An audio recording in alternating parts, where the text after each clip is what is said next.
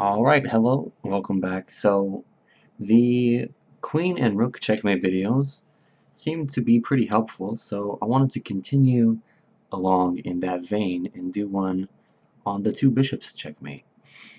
So this is possible, although, a personal note, I've never had this in real life, only in puzzles and studies like this one. It's very rare that you'll end a game with only two bishops and nothing else.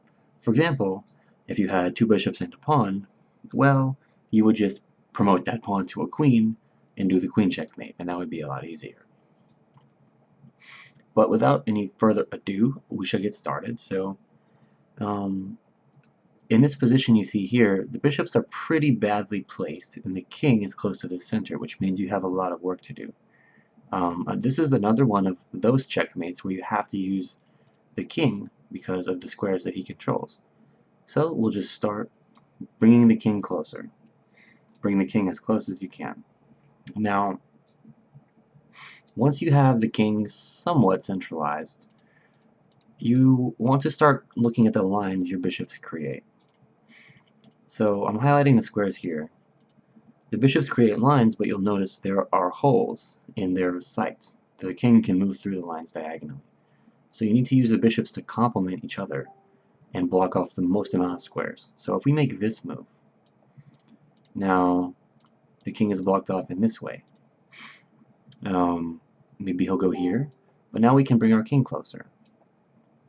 The king wants to go attack our bishop, so he'll go over here.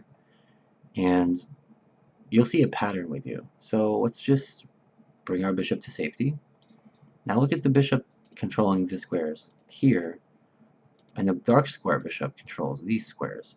So you're already sort of making a box here with the two bishops. All of these checkmates come down to trap the black king in a box, or the white king if you're playing black, but here we're trapping the black king and shrink the box, and finally close it in and find that checkmate. So let's say he goes here and bishop here. Now, the side-by-side bishops with the king trapped in is one of the important patterns to remember, because if you look,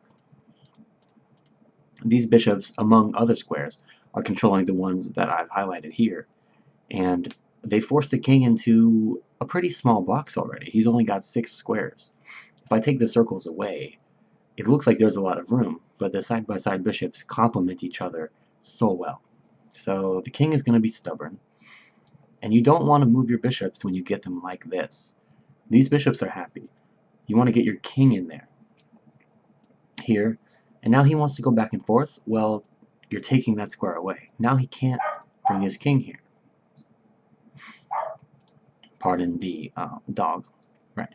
So maybe he'll go here. Now, the king covers this square. This bishop covers these squares. So always take time and reassess the box you're trying to create. Now he's only got 5 squares. If we make this type of move, check, let's just highlight the squares he doesn't have.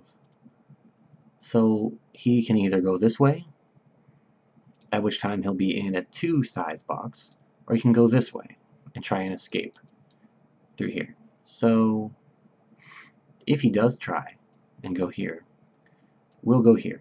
And now look at the bishops one more time. This is basically the position you want to get. 2 side-by-side bishops with the enemy king on the side edge of the board. Any edge is fine. And from here, it's actually quite easy. So what you can do, he has to go back and forth, as you know. He has no other way to, he's got nothing else to do. You want to bring your king around. So when your king is here, you'll see it makes the job very easy. Just like with the rook. You want your king to be opposite the enemy king. So we come around, and go here. And now, we need to, this is going to be one of those matters of wasting a move. So he's going back and forth, just, he's got nothing better to do. So we want our bishops looking here and looking here. So the first thing we need to do is force the king into the corner. This is the important move here. So before we make this exact move, the king has these 3 squares to go between. By playing here, we're basically trapping him to these 2 only. Now he has to go in the corner. Now be careful, if you go bishop here, he's got nowhere to go and that's a stalemate. This is where wasting a move comes in handy. So let's just put our bishop back somewhere. Alright? Now, his box is the same. Because of the king and the light square bishop, the black king has basically nowhere to go. So he has to go here, and now we're getting our diagonals. You want these reigning diagonals.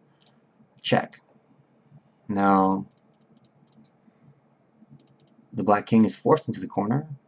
We have this covered, we have these covered, and checkmate like that. So you've got the bishops cutting these diagonals across the king into the corner. This is the pattern that you want to be looking for. So that is the 2 bishops checkmate, and feel free to close the video now if you think you know it. I'm just going to go through it again and repeat some of the main ideas. So first things first, get your king in there. You can't do this without the king. King comes up, king comes up. Now keep an eye on the lines you're making. Try to reduce the enemy king's squares as much as possible. So we have these squares reduced. Let's cut off these 2. Bishop here. Maybe he'll go there. Well, now your king can come up again. Whenever you can smother out the enemy king with your own king, you should try to do that. Now he'll go here, for example, and always be assessing, whoops, not these, sorry. Always be assessing the squares you're cutting off. We're cutting off these squares. Well, now we're cutting off these too. The black king will go here, perhaps. Check. So, just visualizing, we're cutting off all these squares, trying to make a smaller and smaller box. Now let's say he goes here. We can just take a tempo move here, make the king move back somewhere. If he goes here, we bring our king closer. No problem. If he goes over here, we're kind of pushing him up against the edge here. And here, now this is an important moment. He wants to escape this way, or basically just run away from us and get away. Or even maybe go back the other way. Here, so we have our 2 side-by-side bishops. The sooner you can get this structure, the faster you'll be on your way to checkmate. The side-by-side bishops, as you know, create a wall of 4 that the king can never cross. So let's say he goes here. He's going back and forth, right?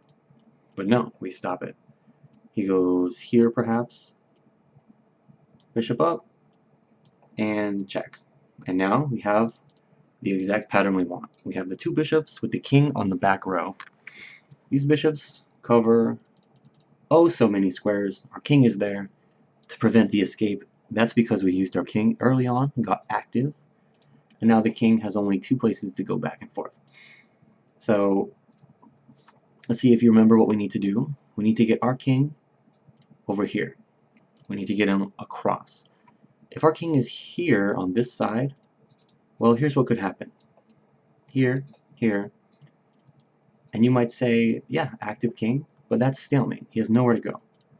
We are covering all these highlighted squares and this one. Very important that the black king has somewhere to dance to.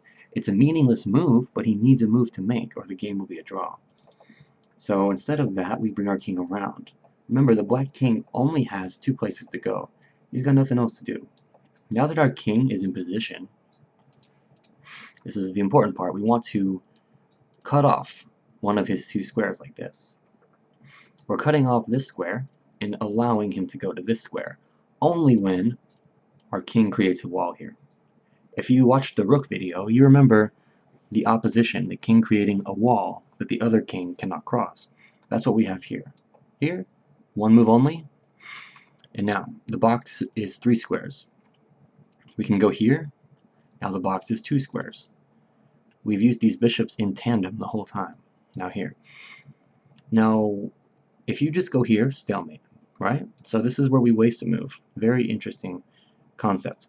You can recognize that it doesn't really matter how you waste a move here.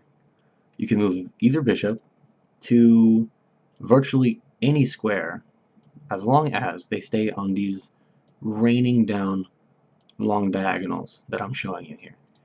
For example, we could go this bishop all the way back. He has one move. Keep in mind the bishop still covers. So we check, one move, and we check. And it's mate because of the two bishops like this. Similarly, we could have used this one. Go here. Sure, why not? Here, check. He's got one move, and mate like this. So essentially, this is the pattern you're looking for. Two bishops side by side, king on the back. You want your king ready to create a wall in the corner. Once you've done that, you start cutting off his box squares from the side like this, creating a 2-square box only. Waste a move. You have to waste a move here, very important. You can't waste a move with your king just because of the nature of these positions. I suppose you could go here. This is kind of cute. It's the same idea. But you don't want to make a move like this because the king will escape. So when you're wasting a move, it's always safest to do it with the bishops. Waste a move, and then just walk him down into the corner. And that's a mate. So thanks for watching, and hope you learned something here about the two bishops. Still, very rare. I have not had this before, but this is a good one to have under your belt, in case this ever does happen. So the next one we'll do, I guess, will be the two rooks, although that's a bit easier. And I'll see you there.